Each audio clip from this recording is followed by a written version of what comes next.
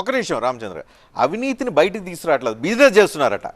Business అది వాళ్ళ agenda. అందుకనే నేను అంటున్నాను, ఇప్పటికీ ఎక్కడ ఎంత భూమి పోయింది అనేది బయటికి రాలే. ఒక్కొక్కటి భూమి పాయింట్ ఒకటే కాదు, భూమి పాయింట్ ఒకటే. మీరు ఏదో సోమేష్ కుమార్కి సంబంధించిన ఆయన ప్రభుత్వ భూమి పట్టా భూమి మారింది ఇవన్నీ చెప్తున్నారు. అదొక్కటే కాదు, దర్యాప్తుల పేరుతో అదేవిధంగా పాత ఏవైతే ట్రాన్సాక్షన్స్ లావాదేవీలు జరిగినాయో అవన్నీ తెప్పించుకొని వాళ్ళకి ఫోన్లు చేసి బ్లాక్మెయిల్ చేస్తున్నారు అనేది కిషన్ రెడ్డి ఆరోపణ. అట్లా కిషన్ రెడ్డి గారికి ఎవరన్నా మాకు ఫోన్ చేసి బ్లాక్మెయిల్ చేసిండని చెప్పి ప్రభుత్వం నుంచి కానీ కాంగ్రెస్ పార్టీ నుంచి కానీ ఎవరైనా అప్లికేషన్ ఇచ్చిన, ఇప్పుడు రామచంద్రరావు గారు చాలా స్పష్టంగా చెప్తున్నారు, మాకు అప్లికేషన్లు వచ్చినాయి, ఆ బేసిస్ మీద కిషన్ రెడ్డి గారు మాట్లాడుతూ ఉంటున్నారని. ప్రజావానికి వెళ్ళకుండా ఇక్కడ ఎందుకు వచ్చారు? ఏ సర్వే నెంబర్ వాళ్ళు ఇవ్వండి, ఒక ప్రజావాణిలో వచ్చే కాదు ప్రజావాణిలో వచ్చే ఫిర్యాదుల్లో దాదాపు 60-70% అన్ని భూములకు సంబంధించిన పంచాయతీలే అని చెప్తున్నారు. మరి వీళ్ళు కాంగ్రెస్ వాళ్ళు బెదిరిస్తున్నారని మీ దగ్గరికి ఎట్లా వచ్చింది కంప్లైంట్ రామచంద్ర గారు? వాళ్ళు యాక్షన్ తీసుకోకపోతే మా దగ్గరకు వస్తారు. అట్లా పొలిటికల్ పార్టీ గవర్నమెంట్ వాళ్ళు చెప్పాలి కదా మాకు. వాళ్ళు టీవీ మేము పెట్టండి,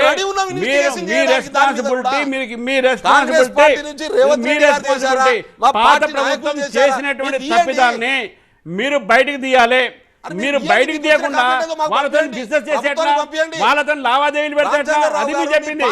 మీరు కేవలం పాత ప్రభుత్వం చేసినట్టు తప్పిదాలని మీరు చేస్తున్నారు, అదే తప్పిదాలు మీరు చేస్తున్నారు.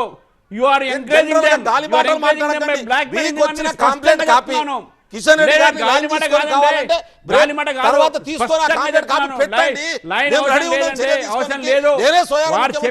మాట. ఆ చెప్పినటువంటి మాట కాంగ్రెస్ ప్రభుత్వం కాంగ్రెస్ ప్రభుత్వము మీరు ఎన్ని ఎంక్వైరీ పెట్టారండి? ఈ 60 రోజులు ఎన్ని ఎంక్వైరీ పెట్టారు చెప్పండి? ఏం ఎంక్వైరీ పెట్టారు? ఏం లేదు, ఎంక్వైరీ పెట్టలే, ఏం పెట్టలేదు అని వాళ్ళని బ్లాక్ వాళ్ళని బెదిరించి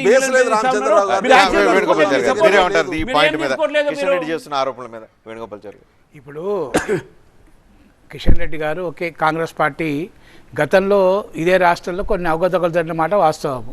కనుక అదే దూరంలో బహుశా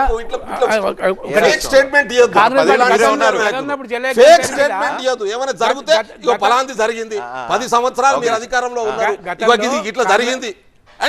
కాంగ్రెస్ పార్టీ ప్రభుత్వం ఉన్నప్పుడు జలయజ్ఞం పేరు మీద కోట్ల అవినీతి జరిగిందని చెప్పి పేపర్లు వచ్చినాయి, ఎంక్వైరీ అయింది, కాళేశ్వరం ఉంది, వాళ్ళ మీద జలయజ్ఞం ఉంది. సరే, అది బరాబర్ అయిపోయింది.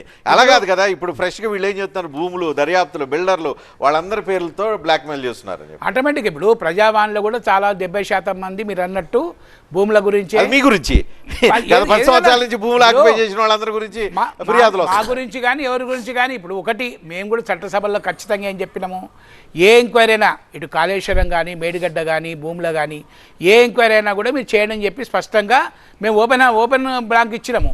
కాకపోతే వీళ్ళు ఏంటంటే ఎంక్వైరీ పేరు మీద పార్లమెంట్లో బీఆర్ఎస్ పార్టీని బదనాం చేయాలి అని సిబిఐకి ఒకరు అంటారు, బీజేపీ వాళ్ళు అంటారు, మేము ఎంక్వైరీ చేస్తున్నాం వీళ్ళు అంటారు. అంటే ఎంక్వైరీ సిబిఐ ఎంక్వైరీ చేయండి, జ్యుడిషియల్ ఎంక్వైరీ చేయండి, తప్పకుండా దాని ప్రూఫ్ అయితే మేము యాక్షన్ తీసుకోండి అని చెప్తున్నాము. చెప్పినప్పటికి కూడా 2 పార్టీలు పోటీపడి బీఆర్ఎస్ పార్టీ ఇంతకుముందు చెప్పినాం కదా, 2 జాతీయ పార్టీలు వాళ్ళు ప్రాంతీయ పార్టీ ఎదగడానికి సహకరించరు. 2 పార్టీలు కూడా డబల్ ఇంజన్ కావాలంటారు, ముఖ్యంగా బీజేపీ డబల్ ఇంజన్ కావాలంటారు. కనుక 2 పార్టీలో బీఆర్ఎస్ పార్టీ టార్గెట్ చేయాలి. బీఆర్ఎస్ పార్టీ ఆయనతో ఎందుకు పార్లమెంట్ వాళ్ళు టార్గెట్ చేయాలి ఉద్దేశంతో మీరు ఎంక్వైరీ చేస్తే చెప్పేసి రోజు బీఆర్ పార్టీని నిర్వీర్యం చేయాలి, బీఆర్ పార్టీ నాయకులను బదనాం చేయాలని ఒకే ఒక ఎజెండా వీళ్ళది. ఎంక్వైరీ ఏమని చెప్పి ఇప్పుడు మేము ఎంక్వైరీ ఒప్పుకోకుంటే బాగా పార్లమెంట్లో అసెంబ్లీలో ఒప్పుకున్నాం కదా.